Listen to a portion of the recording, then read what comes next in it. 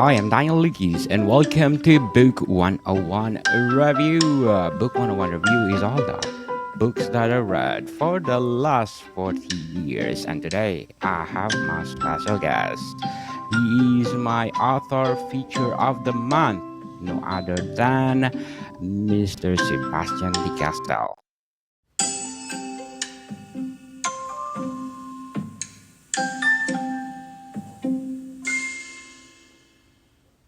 Hi, Daniel. Good to see you again. Good to see you as well. Can you please introduce yourself? Sure, yeah. For anyone who's just tuning in for the first time to this series, my name is Sebastien de Castell. I'm a Canadian fantasy novelist. I'm most known for writing swashbuckling fantasy, but also young adult fantasy full of sort of magic and trickery, which is what we're going to be talking about today, called Way of the Argosi. It's the first book in a young adult series that came about after my Spellslinger series, which was quite a popular series. It was published in more than a dozen languages around the world.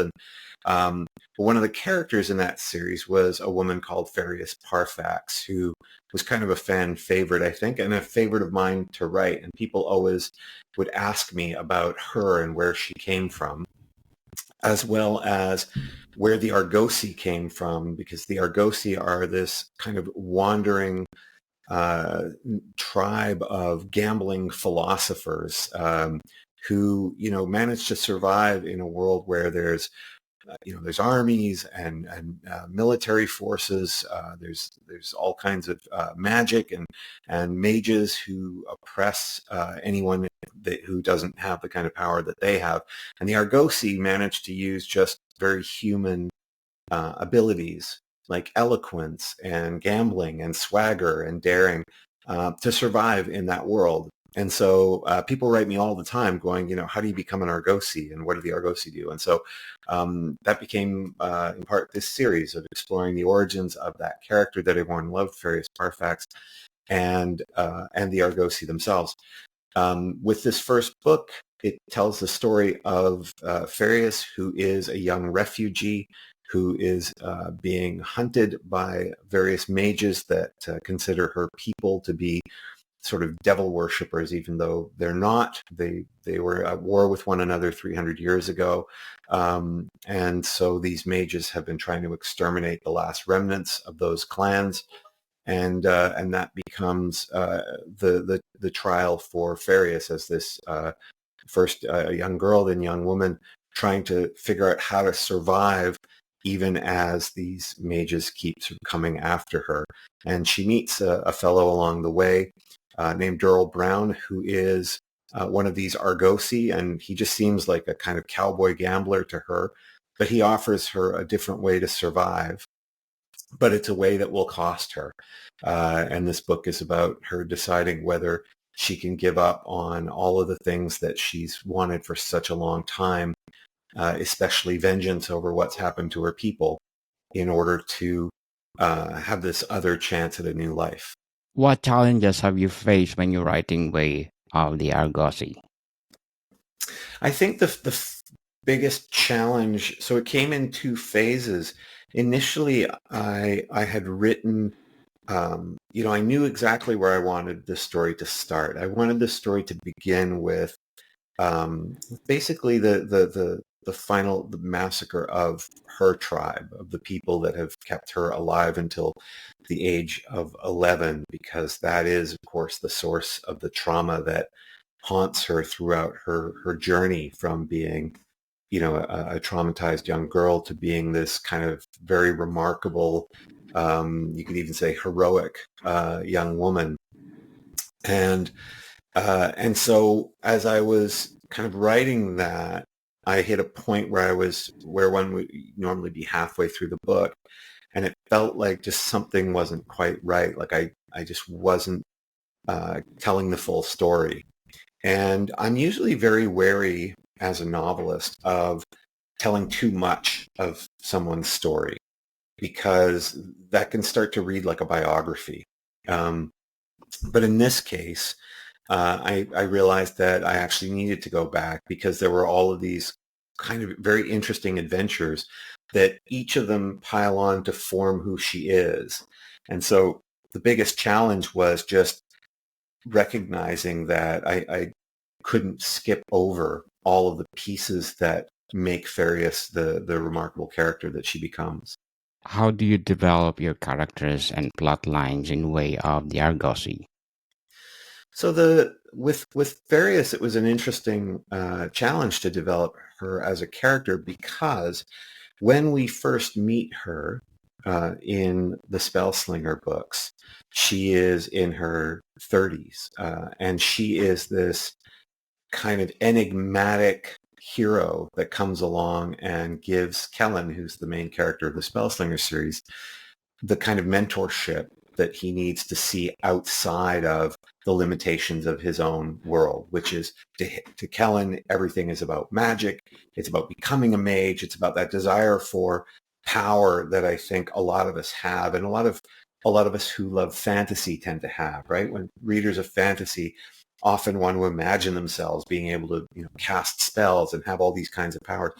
But with the Spellslinger series, I wanted to explore something different, which is what do you do when you're the person who doesn't have all of that magic? And are there different kinds of abilities that all of us have as human beings that you can develop that make you just as formidable? And so by the time we meet Ferius in the first Spellslinger book, she is already this kind of wonderful, enigmatic, fast-talking, swaggering gambler. Who can take on anyone and isn't afraid of anyone, but also has this gentleness to her that for me is always kind of inspiring because it comes from people that I've met in the past. So when it came to going and writing Ferius's story, of course, I had to ask the question, not what's the character I want to build, but how would someone become the person she is? Because it couldn't simply be someone who's just born wonderful and nice and kind and accomplished. It had to start from somewhere that we all start from, where we're young, we don't know what to do, we're often afraid of other people, of the world outside. And so what were the experiences? And I had to figure out how to craft kind of, instead of the character that people love so much in the Spellslinger books, but what is the seed that can become that character? What are the flaws that she would have that are, a product of her experiences, of the trauma that she's dealt with, that could somehow turn her into this very strange and remarkable person later on. So it was really a process of exploring what is it that forms our best selves. Do we become our best selves out of positive experiences and positive people we meet, or is it from overcoming negative experiences? And it wasn't something that I'd ever really thought about in that level of depth, because typically when you're writing a novel, you're creating your cast, you're creating your characters, you're exploring your characters, but in one sense or another, they're fully formed. And what I found as I was writing Ferius in Way of the Argosi and the subsequent books in that series is that the magic in terms of writing the character for me was finding the alchemy in which the negative experiences collide with these positive encounters. Something horrible happens to us that starts to turn us to a meaner version of ourselves. And then that collides with meeting someone who we see who is different, who doesn't share our viewpoint. And somewhere in that alchemy, we find someone new that isn't who we were on track to be, and it isn't who that other person is. And that's Ferius in a nutshell. And that's what I kind of adore about writing her, is the way that she is never entirely persuaded or turned by anyone else's ways, but she always kind of allows them to mix with who she is to become somebody new in the next act of her story. So, how do you handle writer's block when you're writing Way of Argosi? So, well, one of the ways was I had to put the book on hold for a couple of months. In fact, I thought I was going to have to put it on hold for a year because I hit, as I mentioned earlier, when I hit that point where it felt like the story wasn't, it felt like I was about to enter this other phase of the story for which I hadn't really built the character properly. I thought I was going to need a lot more time. And so I spoke to my editors at my publisher, and my editor was lovely. And she said, she said, okay, well, we'll make this work. We'll move the publication dates and things like that. But but she was about to go on maternity leave, and a new editor was going to take over for her. And he had already read the manuscript in the state that it was, and he just said, have you thought about maybe giving a little more room to explore what's happening to her in the years between the sort of the first tragedy she encounters and some of the subsequent perils that she faces. And I don't know why, but that turned out to be the solution right there. That's what broke the writer's block, was just actually hearing somebody else point out something that I think I probably should have been more aware of myself, but was just got lost in the fog. That's one of the characteristics of writer's block that I would raise for your viewers, especially your audience who want to be writers themselves, is that quite often with writer's block, the answer is probably something that you already know, but for some reason, it's so much easier to grab hold of it when someone else looks at your work with fresh eyes and can sort of say, hey, this is what I'm seeing. And then it's almost like the light switch goes off, and all of a sudden the writer's block is gone. Before we go on, let's shout out our listeners in Morocco. Thank you, Morocco, for supporting this podcast, because I always top 10 on the Apple chart. In Casablanca, Setat, I got 37% audience share. Marquez Sofia, 25. Rabat Salikentra, Tanger Toton Al Hosima, and Fest Magnus.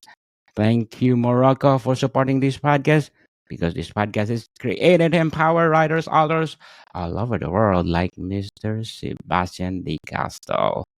So, Mr. Sebastien, how do you approach research for your Um, books? yeah, well, as we've discussed, research is always one of those things where I try to do it um, as the story demands it. So I try to let the story that I'm writing ask the questions. So I'll hit a point in a story, for example, where I'm dealing with something as simple as how long someone can go without water or food. Most of us know that, you could survive roughly 3 days without water. You can survive roughly a week without any form of sleep before kind of terrible things start to happen. But I wasn't sure what starts to happen when you're just continuously not getting enough water and enough food and enough sleep. Like, what does that wearing down do to somebody, especially psychologically? And so one of the interesting features of writing Way of the Argosi for me is that it's told in the first person. It's told from Ferius Parfax's point of view. And she self-admittedly gets events confused all the time. I didn't want the reader to be confused, but I wanted the reader to see how her memories are confused, and how sometimes, something that we often don't think about, which is, for example, if you lived in a time in the past or in a very nomadic state, you might not even see your face for weeks at a time. Because you're not walking around with mirrors. You're walking around. You might be walking through a desert. You might be walking through a tundra, and you're mostly just trying to survive. And especially if you're being pursued, the last thing you're thinking about is what you look like. But the effect of suddenly seeing your face in a pool of water, seeing yourself haggard and filthy and terrified and looking almost skeletal, like what that does to us, that sudden shift in who we are, almost the way sometimes people will describe that when they're aging. As you age, you always think you look 25 in the mirror until some because that mirror, you've seen that face in that mirror a million times, but suddenly you'll walk by a store window and see a reflection and go, oh my goodness, is that what I look like? And so there would be points where I would hit that, and I would want to know, okay, well, what actually does that do to somebody psychologically, and how do they overcome that? And so that's when I will start to do research. I'll start to look up sources, or I'll start to speak to people who might know more about this than me. As I say, to round that out, I let the story ask the questions, and then I go and do the research to answer those questions. How do you balance writing with the other aspect of your life? We've talked about this a little bit in the past, and I think, as I reflect on it more and more, I think, I think it's very easy, in a sense, to balance writing with the rest of your life, because the rest of your life is constantly informing your writing. Every time you have a new experience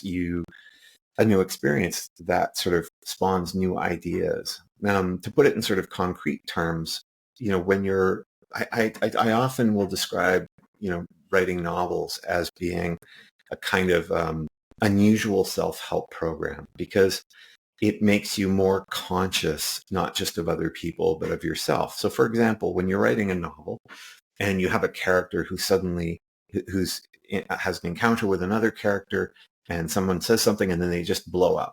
And you have to think about, as you're writing, okay, why is this character reacting this way? Why is there all this sudden anger? You can't just throw in conflict for the sake of it. There has to be a reason for it. So what's really underpinning one character's motivations, or those of another? And so in the rest of your life, what you start to find is, certainly for me, is I will have, a negative reaction to something, or I'll get into a conflict with someone, and I will find myself thinking, if I was writing myself as a character, I would be thinking, oh, this character thinks that he's, fighting on a principle, standing up for something important. But the character that I was writing I would want to point out that they were kind of lying to themselves, that it was something else, something about themselves that they didn't like, that they weren't able to deal with. And so in that sense, that's one of the wonderful things about being a novelist, is that everything that you experience both becomes part of the story, but the process of writing stories, of trying to create characters that are rich and feel human, forces you to reconsider your own actions and your own choices in the moment.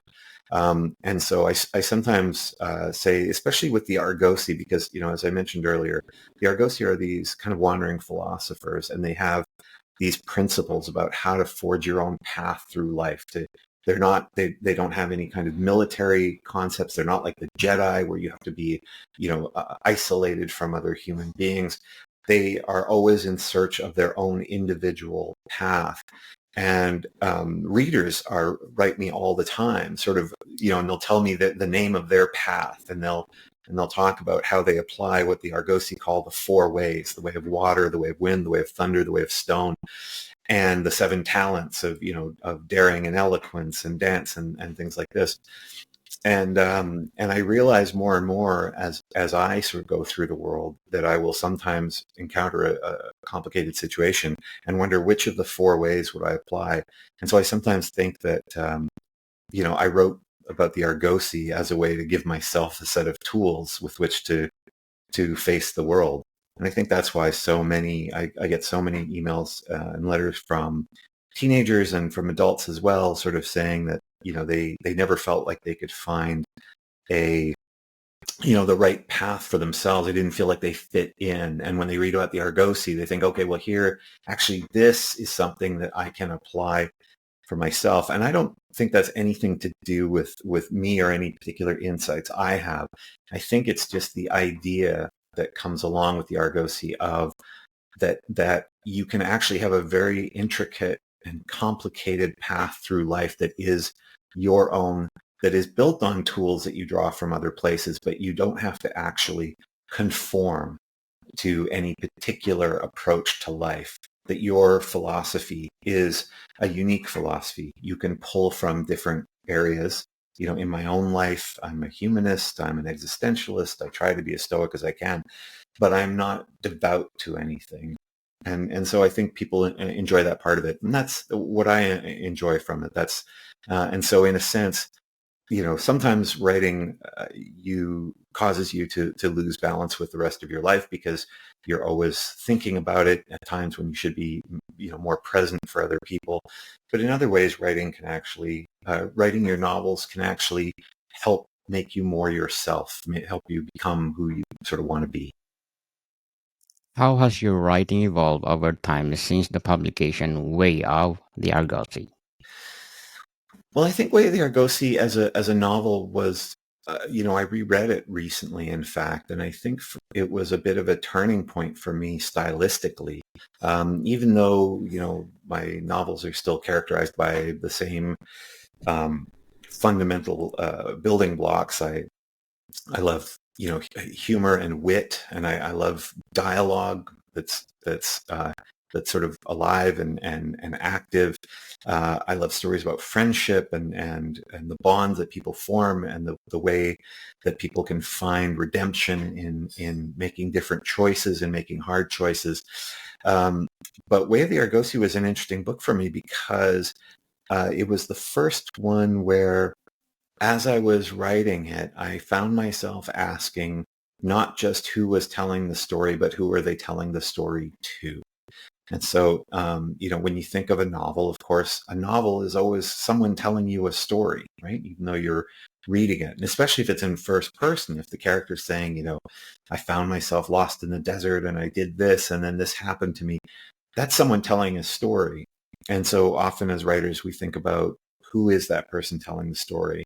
But with Way of the Argosi was the first time where I asked myself, who is she telling that story to?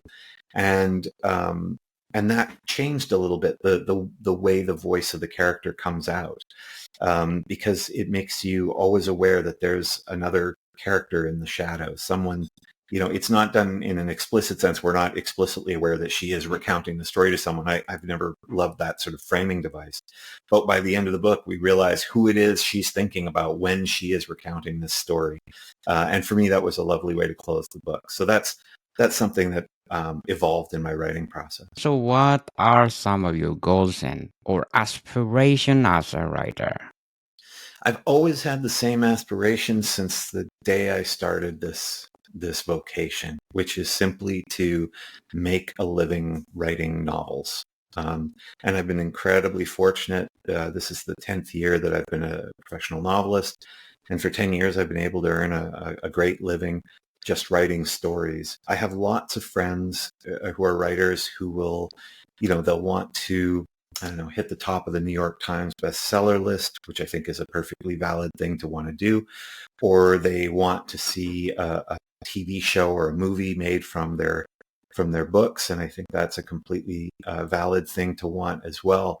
But for me, I've always been very careful to remember that the dream that I had starting out, which I think is the dream of so many starting writers, is just making a living writing novels, because that's a fairly hard thing to do. And I think people sometimes think it's almost impossible now, but it's not. It's difficult. You have to be good. You have to be lucky. You have to work hard. But it's possible. And that is the dream. And so for me, I've been, not to bandy about a cliched phrase, but I've been living that dream for the past 10 years. And that's all I sort of expect from it. I've been lucky in the sense that, two of my series have been optioned for film and television. And I always find that interesting and entertaining to, when to get to talk to directors and writers and producers. Of course, the odds of things actually getting made are very slim. If 1 in 100 fantasy novels gets optioned for film and TV, 1 in 100 of those will ever get into development, and one of, I don't know, 20 of those might get to a pilot, and one of only 10 of those will actually get a season of TV, and 0 of the ones that get made will be any good. Even Game of Thrones, which was the most remarkable, example of a fantasy novel turned into a TV show, and had so many great seasons. By the end, ended so, I think, not to criticize anybody, but ended in such a way that audiences were so unsatisfied that actually people don't even recommend it to their friends, even though maybe the first 6 seasons, 5, 6 seasons, people might love, but knowing that it won't end well, makes people go, you know what, I don't want to recommend it to anybody because I know it's not going to end the way that people will find satisfying. Hopefully George R. R. Martin, when he finishes the books, will end in a way that people find satisfying. But that's precisely the thing when we think about goals as novelists, which is that, you know, when I write a novel, I'm pretty much 100% responsible for it. You know, if it's good, it's because I worked really hard and because I had great editors and great advice. And if it's bad, it's because it just was bad. I didn't do a good job on it. But when you're moving to some of these broader goals that some writers have that are completely out of their control, like, you know, I want a movie made of my book. Well, you have no control over that movie. They're not going to ask me who to cast in the different parts. They will, whenever I've seen a treatment, there's been massive changes to my story. So they're not even really going to tell my story. My story is just kind of what they call, you know, the original IP, the original intellectual property. And they shouldn't tell my story exactly as it is either, because it's a different medium and you have to let creative people do what they want to do. You know, and be creators themselves. I remember when actually, for those who listen to audiobooks, the audiobook for Way of the Argosi is absolutely fantastic. And it's narrated by an actress named Kristen Atherton.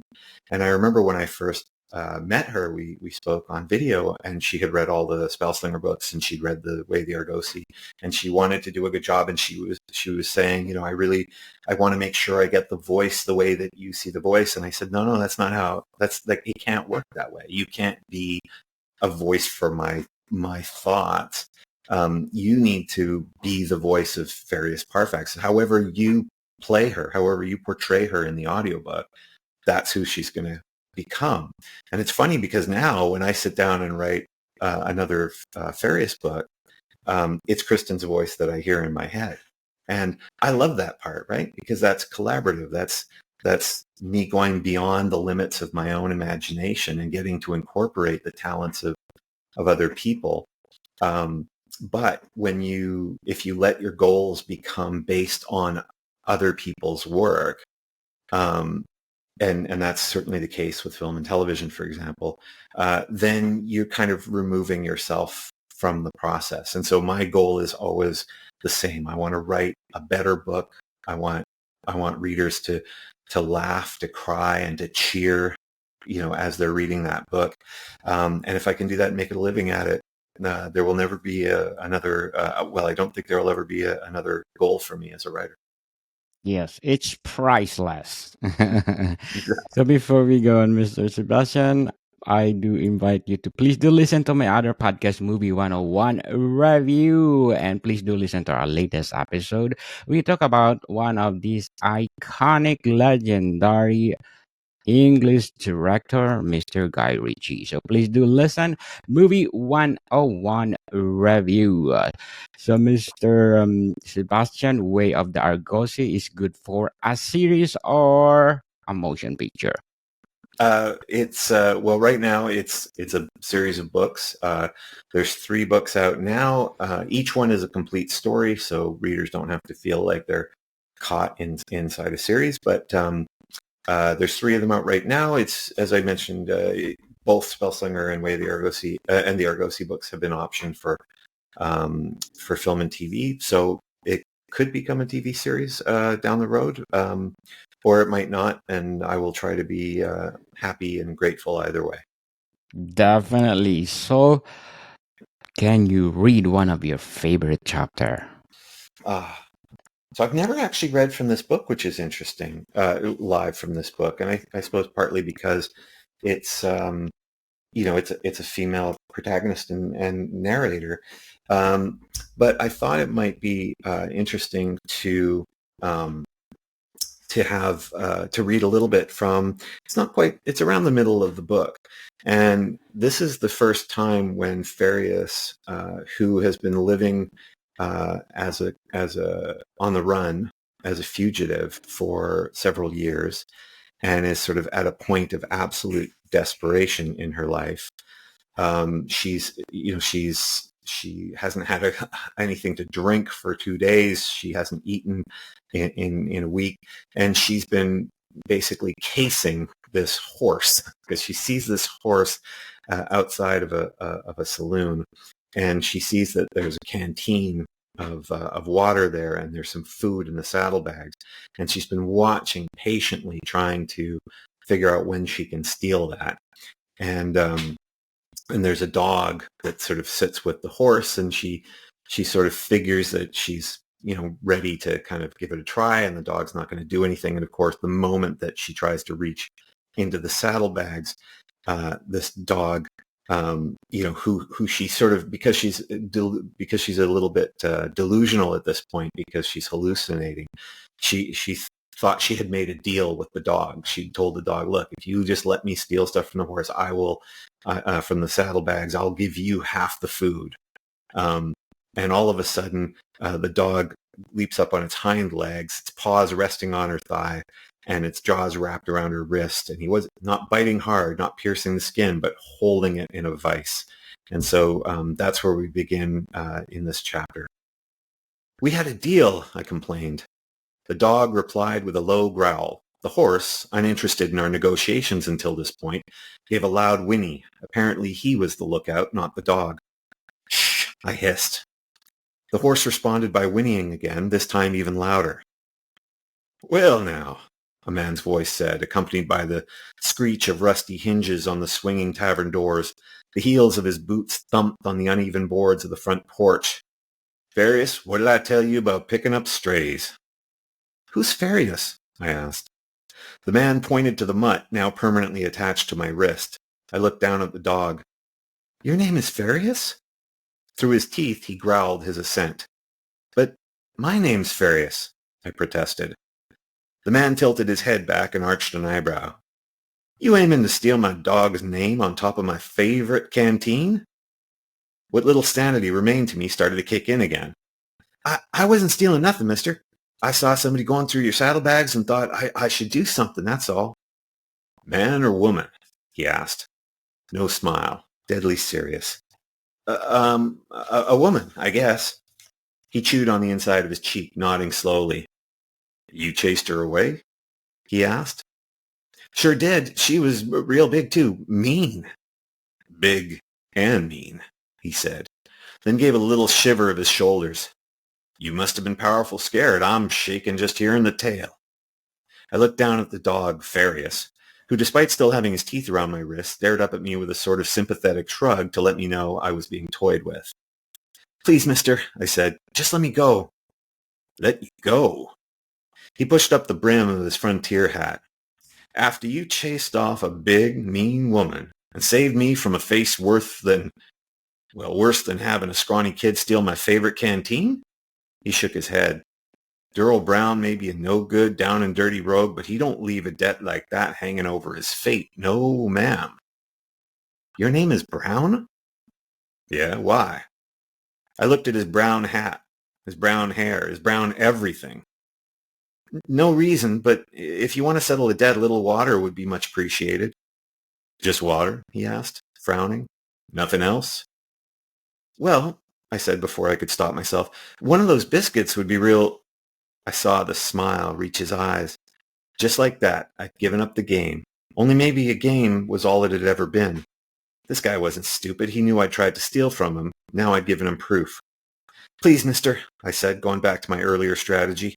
You don't want nothing to do with me. I'm bad luck, real bad luck. Bad luck? He bent over and sniffed the top of my head. Yep, reckon you smell like bad luck. Still, we got us a confounding problem now, girl. What fancy folk call a dilemma. He leaned even closer and whispered, maybe even a paradox. A what? Well, see, by my calculations, I owe you a debt for chasing off that big, mean woman what came to steal my stuff. But that, hang on, I'm getting to it. He folded his arms across his chest. But since we both know you made her up, that means you owe me a debt. The way of water says we can't take one without the other. The way of what? Water. You got a problem hearing, kid? I looked down at the canteen on the ground. Durrall Brown reached out a gloved hand and lifted my chin. Not that water, kid. The dog growled, or so I thought at first. Turned out it was me who'd growled. Okay, Durrall said, removing his hand and putting them both up like he was surrendering. Just trying to figure out what the Argosi ways say I gotta do here. What ways? What's an Argosi? An Argosi is, well, me. As for the 4 ways, he held up one gloved hand, thumb folded across his palm as he counted them off. Way of water says I gotta make a fair trade with you. Way of thunder says I ought to beat you good for messing with my stuff. Way of wind, though, again he sniffed at me. She says I gotta follow the signs. And you, kid, seem like a sign. Okay, sort of good news and bad news. Turns out I wasn't the only crazy person wandering the desert roads. Durrall Brown started muttering to himself as if he'd forgotten all about me. I'd been fine with that, except the dog still had my wrist in its jaws. What about the 4th one? I asked. You said there are 4 Argosi ways, not that you explained what an Argosi is supposed to be. He dismissed my question with a wave of his hand. Told you, I'm an Argosi. And I hate the way of stone. Only ever gets me into trouble. No, ma'am, gonna have to follow the way of water this time. He gave a short, sharp whistle. All of a sudden the dog's jaws opened and he let go of me. I spun on my heel to make a run for it, but I was so weak I would have fallen flat on my face had Durrall not grabbed the collar of my coat and held me up. Let me go, I said. Not until you and me have settled our debt, kid. The second whistle was lower than the first and warbled almost like a bird song. The dog walked around to look up at me. Yeah, his expression seemed to be saying, I'll bite you real good the next time you try to run. I turned back to the man in brown, wondering what he had in store for me. He hadn't known me long enough to want to kill me, and he didn't particularly strike me as a decent folk, which meant it would take him longer for the sigils around my neck to work on him. Look, kid, even I can see you're at the end of your rope. You need a meal like the rest of the world needs a good cause, which is to say, real bad. Now, there's only 3 ways to get things in this life. Again, he counted off on his fingers. Earn it, which you don't seem inclined to do. Steal it, which, no offense, but you ain't so good at. Third, he looked at me in a way that made me suddenly afraid that I didn't need to worry about the sigils around my neck turning him against me, that there was something he'd wanted from me the moment he'd laid eyes on me. That thing you can always give away, even when you don't have anything else, and no matter how many times you've given it up before. The thing I'd seen other girls and boys give to men like him. I won't, I blurted. I won't go to bed with you. Durrall Brown's eyes widened like I'd just drawn him a picture of his grandmother naked. You think I... Talk about the way of thunder. He let a long, slow breath out. Kid, you have stabbed me right through the heart and you ain't even got a knife on you. I'm sorry, I didn't mean to... Why was I apologizing? What difference did it make now? I should have taken advantage of his discomfort, maybe tried to make another run for it and hoped he'd tell the dog to let me go. But under that blazing sun, thirst hit me again, hard as any blow to the stomach. Please, mister, I just need a drink of water and maybe a little food. Then why didn't you just ask for them in the first place? He asked, then glanced around the empty street. Come to think of it, why didn't you just walk up to the homes of any of the kind folk in this town and ask for help? Just because they're poor don't mean they're cruel. I felt so stupid. How was I supposed to explain to this stranger that anyone who showed me kindness would soon end up trying to kill me? It sounded ridiculous even to me. But the man nodded then, like I just spouted the wisdom of ancient philosophers. You're right, kid. Absolutely right. I didn't say anything. Scruples. That's what you got. Won't beg, because that makes a person a slave to the whims of others. That's why the gods created a 3rd way for people like you and me to get the things we need without having to earn or steal them. What's that? I asked, somehow mesmerized by the sheer confidence with which Durrall Brown was spouting nonsense more bizarre than even my own hallucinatory ramblings.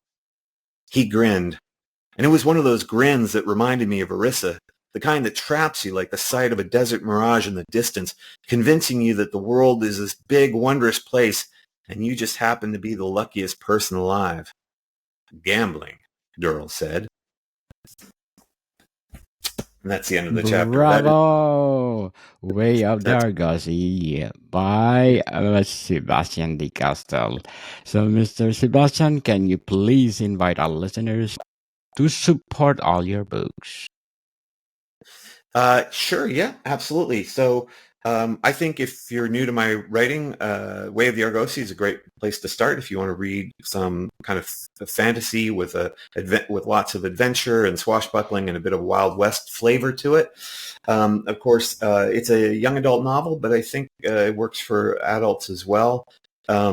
If you prefer sort of more straightforward adult fantasy fiction, Trader's Blade was my debut novel. It's part of a 4-book series called The Greatcoats Quartet, which is complete, so you can race all the way through it if you like.